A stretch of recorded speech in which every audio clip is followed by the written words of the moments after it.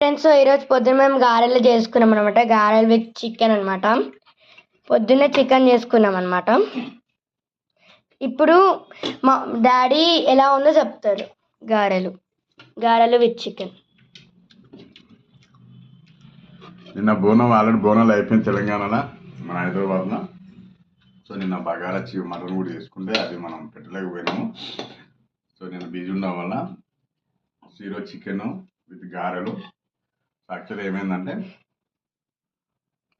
ఒకటి, సో ఈరోజు పిల్లలకి హాలిడే యాక్చువల్లీ, అందుకని చెప్పేసి ఇక మార్నింగ్ చికెన్ విత్ గారెలు అనమాట ట్రై చేద్దామని ఎట్లున్నారని చెప్పి.